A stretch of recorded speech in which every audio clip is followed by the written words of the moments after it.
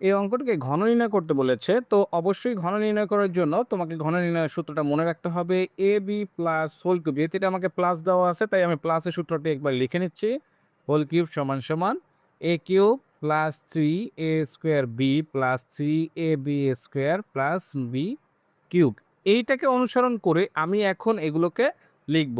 তাহলে আমাকে যেহেতু ঘন নির্ণয় করতে বলা হয়েছে, তাই আমি এটাকে একটু কিউব দিয়ে নিলাম। এবার যেহেতু এ কিউব মানে আমার হচ্ছে এটা এ আর এটা হচ্ছে আমার বি, তাহলে এ কিউব, তাহলে এই পুরো অংশটাকে আমি কিউব দিব প্লাস 3 এ স্কোয়ার, তাই এটাকে আমি স্কোয়ার দিব এবং শুধু বি লেখা ছিল তাই আমি এটাকে শুধু লিখে দিলাম।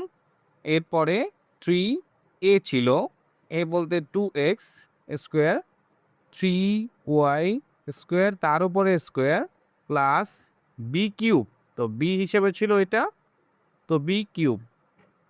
এবার 2 কিউব মানে হলো 8, 3টা 2 গুণ করতে হয়েছে, 3 দুগুণে 6 x to the power 6 plus 3 into 2 square মানে 4, 2 দুগুণে 4 এবং এখানে যেটা আছে সেটাই লিখে দিলাম প্লাস এটাকে গুণ করে ফেলি, 3 দুগুণে 6 এক্স স্কোয়ার প্লাস এটা স্কোয়ার যেহেতু মানে 3 দুইবার তাহলে 9 হয়, y to the power 4 plus 3 cube মানে 3 3 9 3 9 27 প্লাস ওয়াই 3 করে 6।